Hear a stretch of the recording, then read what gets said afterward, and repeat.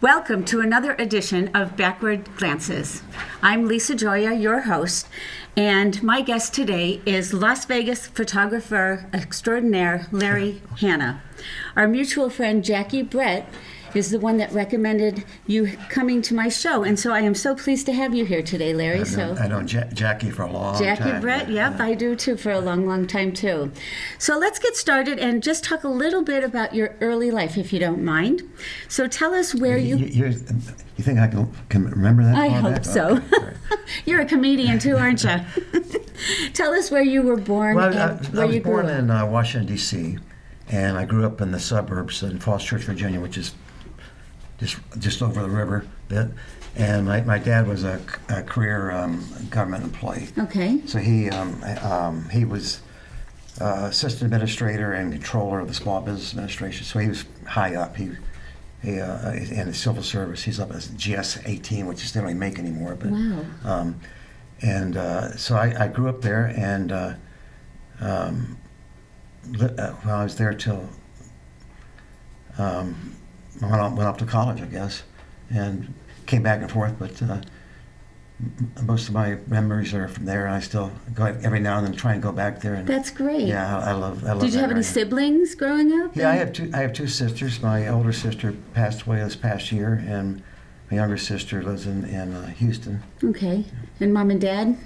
They lived here. That's how I ended up here, but they passed away some years ago. Okay. So, Larry, what did you want to be when you grew up?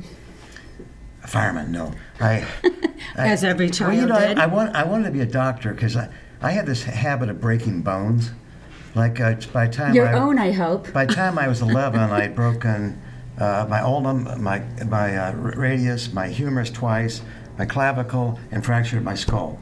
And so I thought I would grow up and be an orthopedic surgeon. Or a stunt man. Yeah, I don't know, my poor mom, the bet. things that happened to me. But that's what I always wanted to do. So when I went off, the interesting thing about photography was that I had a darkroom when I was 8 years old. Yeah. Something that you insisted on yourself? No, or did it was funny because my next door neighbor, he was an admiral in the Coast Guard, and he brought this kit home for his kids, and they were If anybody's ever watched a print come to life in the deck tall, it's kind of like magic, and so I was kind of hooked. So my dad, I got something up in the attic somewhere, so he pulled this old kit out, and so I started to, I put this little dark room together under the stairs in my basement, and so I did that all through high school. I didn't really do that much. I mean, I basically had a hockey Kodak Hawkeye. Everybody had those damn things, but I didn't do that much for that. It was more of the darkroom stuff I liked. But when I went off to college, where I grew up in Falls Church, Virginia, I think only from my graduating high school class, I think only 2 people didn't go to college. I mean, it was all upper middle class. Okay. And everybody was college educated because it was government or military. And so you never thought about doing anything. I would never think about being a photographer. You knew you'd go off to I college. wouldn't even thought about it. Yeah. And unfortunately, I made my kids think the same thing. But I went off to college with that I was a biology chemistry major. I went to a small liberal arts school in Central Virginia, Lynchburg University. And, Lynchburg? Yeah. And it's not the one that makes the Jack Daniels. That's in Tennessee. Oh, darn. But I've been there too. Anyway, it was a great school because it was small. Like I was a chemistry major. I had one class. I was the only student. I met in the office in the teacher's office. And then I had another class. I had my senior list was physical chemistry. We only had 5 people in the class, so you got a heck of an education. And then I was intended to go to med school, but I got sidetracked because I started doing. I got a summer job with the government doing research with the National Bureau of Standards. One thing about having a dad that's high up in the government, you get juiced into these great jobs. So I got to learn all this stuff and doing all this research and stuff, and I loved doing it. And then my senior year, I did a research project with one of my chemistry teachers, and I thought, you know what, this is pretty cool. And so I able to be able to go to college and be paid, because in biochem I wanted to get my master's in biochemistry at Virginia Tech, and I got a full scholarship, and so it was nice to be in addition to paying for your tuition, you got a stipend too, so it was really great. But when I got there, I started having to do some photography to document my research. They had a little Pentax camera there, 35 millimeter, and so I do this, and all of a sudden I go, well, this is kind of fun. So I take the camera out and do some stuff, and the quarterback from the Virginia Tech football team was 2 doors down. He'd get me in the games, and I would shoot. Yeah, so I was like hooked. And then I was intending to get my doctorate there, but I wasn't really happy with the research wasn't as medically oriented as I wanted it to be. And so I looked around some other universities and went down and got a really great scholarship at Vanderbilt University in Nashville, where I would be able to pursue both a PhD and an MD if I wanted to. Okay, so you're still going for your doctor's medical degree. Well, I wasn't. I was going to get my doctorate in physiology. Okay. And I was planning to do that. And then when I got done, I was going to go to med school. And I took all the med school classes. I had all the first year done, but then you go into the clinical years, and I couldn't do that with all the research and stuff. And then I along the way, I got divorced. And well, you didn't even tell us you got married yet. I did that in college when I was young and didn't know what great girl, but I was too immature. Anyway, so I took a job at Vanderbilt with a doctor in the hematology department. Okay. And I was doing did his research for him. So I really liked doing that. But then I went back after a year of that. I went back to graduate school, and then but I was doing, in the meantime, I was doing a lot of photography on the side for models and singers, songwriters. Just as a hobby, you were doing it just for your own benefit. Yeah, but I just loved it. I was just enthralled with it. And then I could never think well, I'd really like to do this professionally, but And what are your parents telling you during this time? Are they supportive? I didn't tell them that. Oh, okay. No. Because I basically stayed in college till I was 29. Okay. Yeah, I just loved the university life and So did studying. the degree ever happen? Yeah. So I was going along and I was doing more and more, and the thing that changed my life basically was I started playing rugby, and I was captain of the Vanderbilt rugby team. And we were going to New Orleans for Mardi Gras for a tournament. And 2 days before I left, the head of the physiology department called me and says, "You never picked up your topics for your seminar." And I go, "What seminar?" He says, "We have to give a seminar next Monday." I go, "Oh, I'm going to New Orleans." And he goes, "Well, you better start studying." And I got the material, and it was so hypothetical, it's really complex. And I go, well, I can study on the way down. Try studying with 30 rugby players and Mardi Gras. And we never slept. And so I was going through the stuff on the thing, and I got back where I understood it, but I didn't know. I was okay as long as no one asked me questions. So we get into the seminar, and I go, I'm okay unless if Dr. Sutherland doesn't come in. He won the Nobel Prize on what I was talking on. Oh yeah. No. But he's always off lecturing somewhere. He walks in 3 minutes into my presentation. Worst nightmare, yeah? Oh my God. You talk about adrenaline flow. And but he was just a great guy that he started asking me questions, and he kind of talked me through it. But when I got done with it, I said, that was really poor. Okay. And I went and talked to the head of the department. I said, you know what, I don't think my heart's in this anymore. And he says, well, take a couple of weeks off and go think about it. And a lot of these scientists have such tunnel vision that they don't know anything that's going around in the world. But he was kind of a really super guy, and he said, just take some time off and figure out what you want to do. And so I went and talked back to Virginia Tech and talked to my professor there, and who turned out to be, and I probably, if I'd stayed there, I would have stayed, because he ended up being a renowned nutritionist. He wrote the book called The China Study. T. Colin Campbell, but he just became very renowned as far as plant-based eating. But so I went back and I said, Dr. Parks, I think I'm gonna move to California and become a photographer. And he says, "Well, that's fine." I said, "When do you want to leave?" And I said, "Why? You want to finish the semester?" I said, "Well, I'd like to finish the rugby season out." And so I dropped my rest of my classes, and I just played rugby for a month. Oh my 2 God. months. And what was the I got reaction of your parents? Well, I called my dad, and he said, "What?" And he said, "I said, well, I said, you got such great grades, and you're doing so well with it. Why would you want to do this?" He says, "Well, I like it, but I don't love it." And he said, "Well, I did a job for 30 years that I didn't love."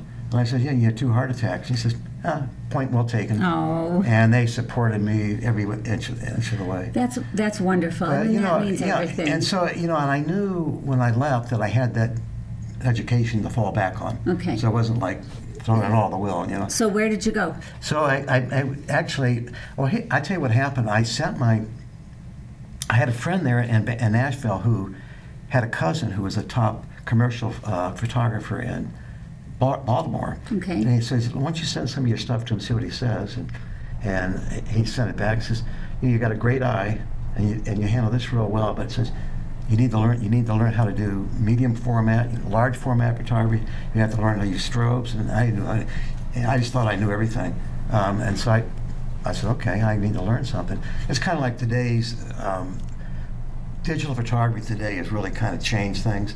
Everybody gets a digital camera now and they think they're a pro, and they know nothing about composition, lighting, how to use strobes, hot lights. They don't know how to do that. So did you get an education? Well, sort of. I went back and I went to California, and with my degree, I was able to get a job with Starkist Foods doing pet food production or product development, I should say, and which is kind of fun. It was kind of interesting. I had like at least 12 different products in the market by the time I finished. But it's nice. Wait. You had 12 different products? Yeah, 9 Lives cat food is what we did, and so I invented them and put them together and stuff, but which is kind of fun.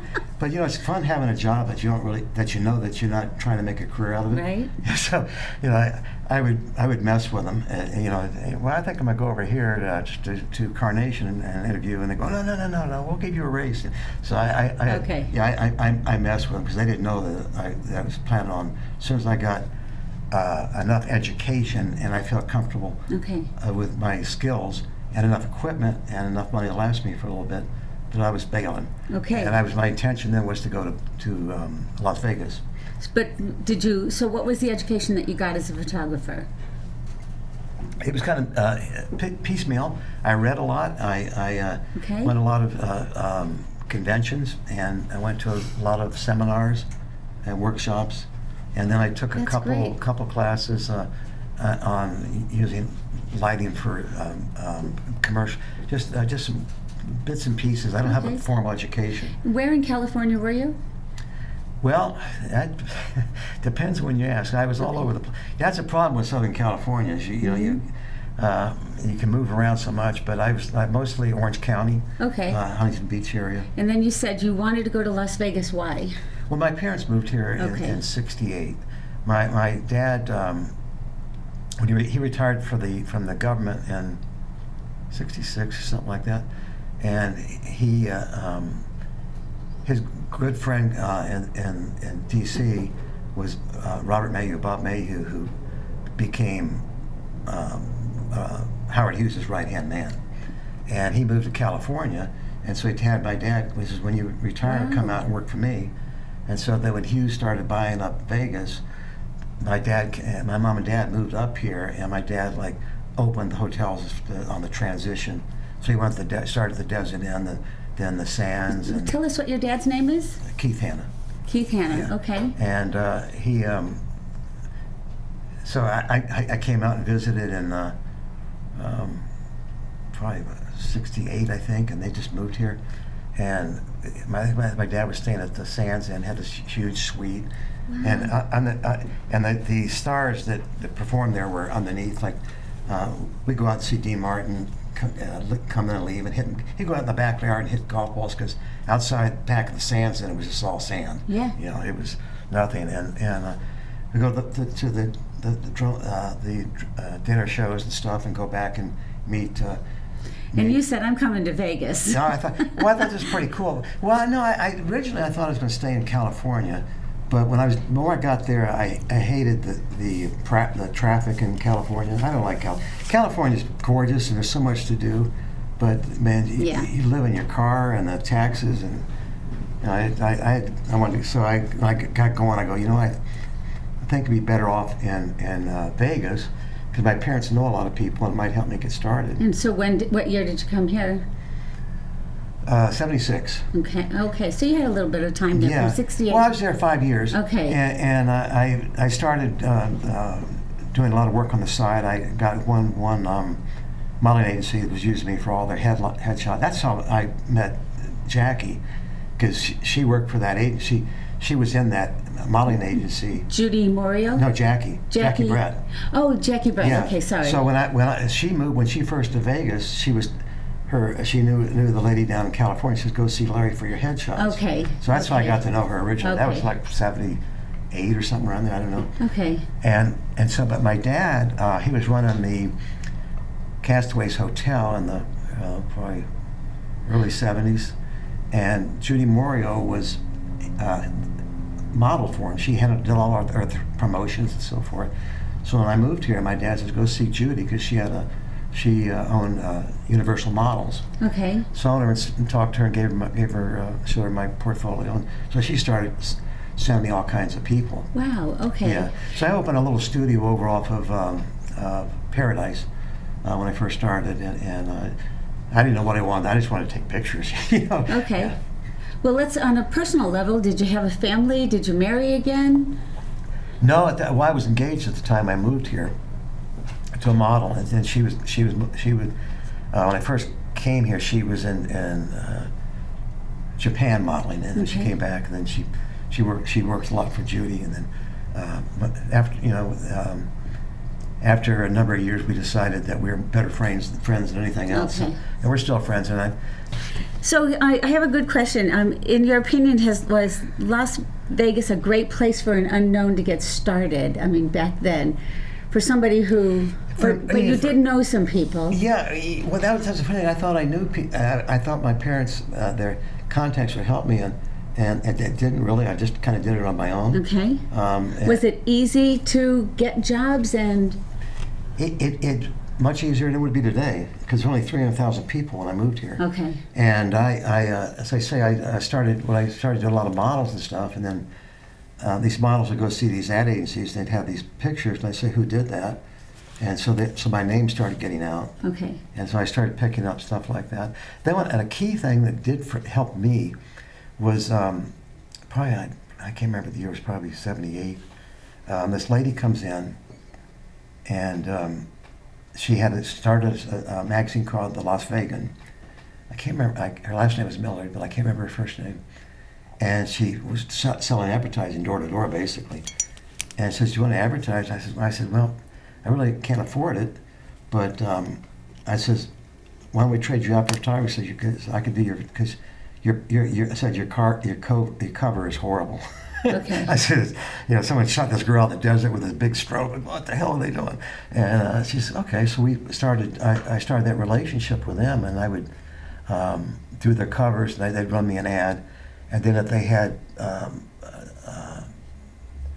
advertisers that came in and needed photography done, I would go. It was you. It was me, and so like I did most of the time. I did trade outs with those people. So like Andre's, which used to be a very popular expensive French restaurant downtown. I started doing their stuff, and I had trade out with them. I could go take a model a date down there for dinner, but I couldn't afford to take it to McDonald's.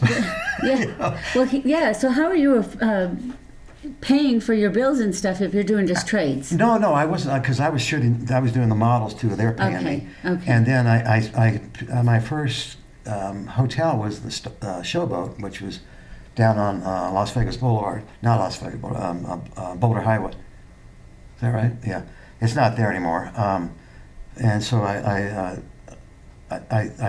did a lot of hotel stuff, and had the great job of every Saturday I go over. They had they had a big bowling league there, and they bring these charters in, and they'd have these parties for them. And they had this comedian magician named Johnny Paul, and he'd put on these little shows for them.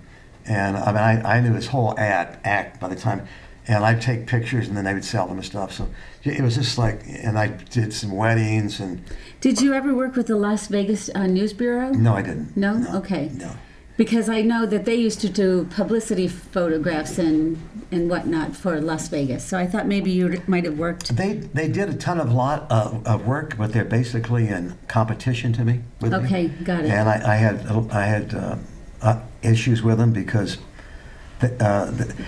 see, there was when I first came here, I thought I could get some work at some of the hotels, and I started to talk, and so for my dad's contacts, and I kind of find out, well, we had done, we'll just have the News Bureau come do it. Well, Okay, because I the News see. Bureau, they were paid from a slush fund that it's probably the wrong term, but the hotels paid into the News Bureau as far as, Right. but it was supposed to be for just PR and stuff, but they were doing advertising stuff too. I see. And so I kind of, I went and had some talks with them because they were basically doing stuff that they shouldn't be doing. I see. But they were forced to it because the hotels were paying into it, and they were kind of like, it was kind of something they had to do. But I don't know if they're still around, but they have some great photographers that work for them. They're really Yeah, good. a good friend of mine who's recently passed was Don Payne. Yeah. Oh yeah. Yeah. So I have some good friends who are there. I mean, they're really good photographers. Yeah. I just did like. You they're didn't like taking- their practices. They're taking money out of my pocket, but they did what they had to do, Yeah. Can you share some of your more memorable jobs, the people you might have photographed, the events or the places? Any complicated job that you Oh, did too? God, I had so many. Okay. You'll have all day for that. I'll tell No, you. give me a couple that you know. No, I actually I've shot a lot of celebrities. I've a whole ton of them. Liberace. Spent like 6 hours one night with Suzanne Summers photographing her when she was the nicest person I ever dealt with. All kind and Jerry Lewis, who a lot of people say he's hard to work with, but I enjoyed working because he's a hyper man, but he was intelligent, and he was always good to me because a lot of celebrities are they're this bad, that bad, but they don't want to get on the wrong side of a photographer because you're going to make them look bad. So, Okay, yeah. No, that was a lot of fun things, but I've been very fortunate because within 2-3 years I was getting all kinds of work, and Did you have a crew that worked with you? yeah, what I did because I work so many hours. I mean, I'm one of these hardworking. I was working sometimes 80 to 100 hours a week, and I started my business by doing good work but getting it out on time. Well, I'll tell you a horror story. I did all the work for the Maxim Hotel, which is, I don't know what it's called now. It's behind the Flamingo on Flamingo. Used to be the Maxim. Can't think of the name of it now. Anyhow, it was it was a nice hotel when they first opened it. I was doing all the work for them, and my girlfriend, fiance at the time, who was a model, she was kind of like the girl. They did all that we did. She was gorgeous, and she did all the shots for them.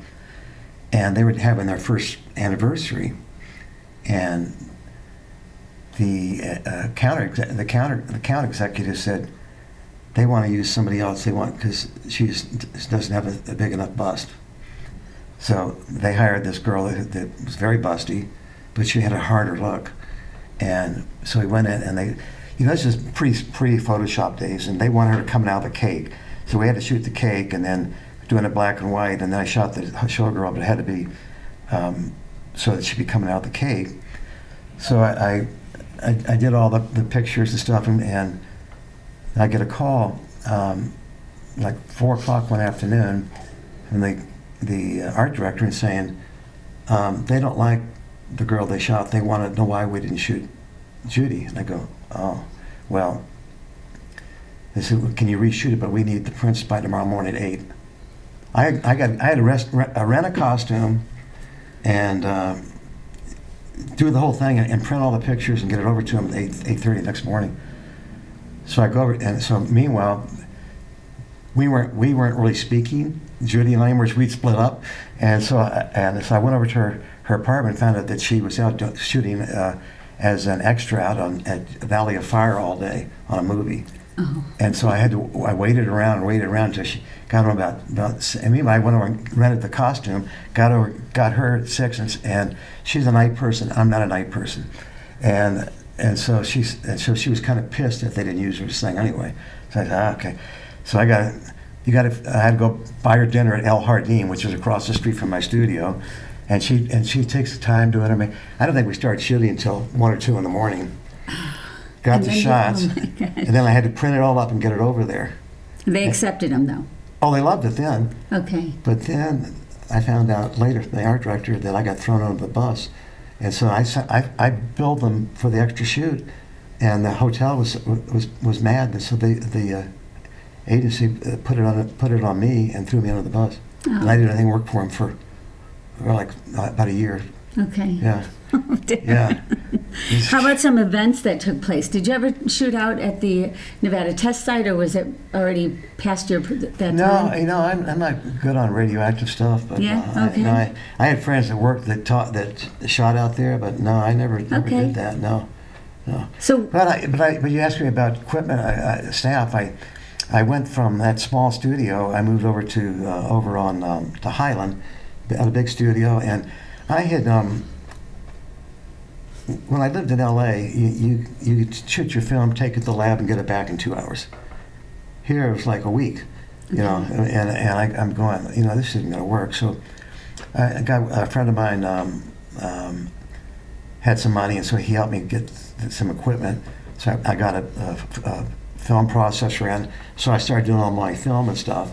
And so then I was the only guy in town that could shoot and turn it around the same day. Okay. And I didn't have much competition back then, to be honest with you. When I first moved here, most of the photographers were coming from LA, and I had a couple. Bob Patrick, who was in town, he passed away a few years ago, but he was doing all the film, and he was great photographer, very talented guy, interesting guy, and he came into my studio when I first started and said, I would like your work, so I'm going to start sending you work, because he didn't like doing stills anymore. He wanted to do the film stuff, so he started sending me a lot of work. But I started being able to turn my work around real quick.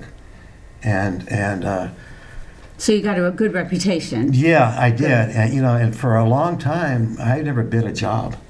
They just called because I didn't have a portfolio, because I was pretty well known in town. Yes. from all the ad agencies, and then all of a sudden the bean counters were coming into town, because the hotels got more corporate, and they started looking at bids based on price rather than. Yeah. They all have cameras. Well, yeah, it's not the camera; it's what's behind the camera. Yeah. And so I was going to ask you, what is Las Vegas like now compared to when you were in your prime working here? I would love to go back. Yeah? Yeah, I mean... Are you working a lot now? I still work quite a bit, yeah. Okay. I've been here a long time, and I'm pretty healthy, and I have a lot of energy, so I... Are you into digital photography? I embraced that like nobody. You did? Oh, yeah. Was it a difficult learning curve? No. Okay. No, I loved it, and it's open. It's made things easier, and also it enables you to do things that you couldn't do before easily. Okay. So I love it, and I do mostly right now. I'm doing a lot of real estate photography, mostly model homes for the. Yeah, I was going to ask you, what do you specialize in? Yeah, well, it used to be I specialized in photography. I did everything, I even did weddings when I first started, and then I got out of that because I didn't like doing that. Bridezillas. Well, it's a lot of work for a little bit of money. And now it's all digital. So you just, before you had to do all this handwork and stuff. So what'd you do with the equipment if you're not still using it? Well, like I say I got to the point where I had 2 studios. I had 9 people working for me, and I had a film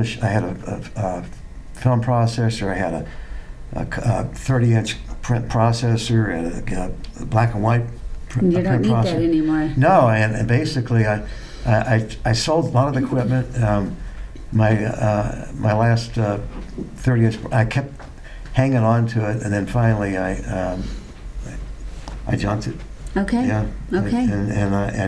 And with that, getting rid of those kind of things, I've been able to downsize as far as personnel, and overhead. And yeah, because I had a studio until about 15 years ago, and I came home from work one day. My wife said, "How many times you shut in the studio this year?" And I go, "I don't know." I just went back and looked at my book 5 times. Okay. And 3 of them I could have done on location. Okay. And I said, but it was my happy place, Right. You go there and Yeah. you're so used to doing it that I went there and it got so much done. So we closed it down. I'm glad we did, because it was right before the recession hit, the last one. And do you have children? yes, I do. I have 2. Did they follow you into your career? No, they knew better than that. Interestingly enough, I met my wife as she was the marketing manager at the Sahara Hotel, and which was really kind of bad because I would come in. I was kind of crazy for a while. I was kind of like doing, and I was in my wild 30s, and so I would tell her all these stories, and I found out then later on, I kept going, well, man, I should marry this girl. She's after you've told her all those well, stories. it was good because there's no skeletons in my closet. But yeah, we have 2 kids, and my son got his degree in entrepreneurial business at UNLV, and he manages a store on at the Amari, his assistant manager. He's into fashion and so forth, and he's very, very creative. He could have done this what I do. But you want your kids to do what they want to do. Exactly. Well, like your dad gave you that. And my daughter went on. She got a doctorate in physical therapy. She had a tennis scholarship to college, and she's and they both live in town. And my daughter has two kids. That's the reason I said I couldn't come earlier, because we had my wife and I babysit Oh, got it. I shouldn't say my wife and I babysit. My wife babysits the 2 kids over here. So there. Yeah. So you're planning on continuing and to do your work? Do you see retirement at any No. point? If people stop calling, then I have to retire. Yeah. But I love what I do, And so how does somebody get a hold of you if they want to hire you for your services? On my website, LarryHanna.com, it's pretty easy. Beautiful. We can put that up. And I'm actually hobby-wise, I've been photographing ghost towns. I started this. Are we running out of time? No, Okay. no. Because I can talk forever. But about 5-6 years ago, this friend of mine from high school, I reconnected with her because she became a photographer, but she's stricken with progressive chronic.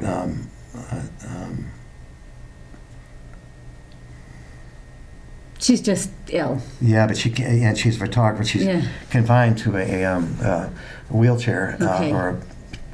But she's done some beautiful books, and so she looked at her work. And she says, "What do you do for yourself?" And I go, "Nothing. I just work." She says, "You need to get your own personal project going," and oh, cool. so I said, "Well, you're right." And so I said, I always kind of enjoyed the old ghost towns. I've been to a couple, but so I started doing that. So I've been going out, and I go to these old mining towns and stuff, and I travel all over the state. You've been up to Goldfield? Oh, 100 times. Yeah, and I have matter of fact, I have a YouTube channel that has a lot of my videos on there. They can find you by Larry Hanna? Larry Hanna, at Hanna Photo. Okay. I'm on Instagram at Hanna Photo. Do you have any books out? Well, I had that one with Jackie. Okay. And I'm thinking it'd be nice someday to do if ever have time, to do a coffee table type book of ghost towns, because there's a lot of ghost towns books out, but they're basically historical, and the people are going by with the photography's not very good. I want something good. I like to glamorize it. And, sounds good. yeah, and it's a lot of fun to do. And so I've got another photographer that. When I first started, I was really crazy because I was going off-roading, not knowing really what I was doing. And at my age, you can't get stuck 30 miles off-road because I go places you never see anybody. Matter of fact, I broke my fibula 2 years ago out. And I had to drive 6 hours home with it. Larry, you're still breaking bones. Yeah.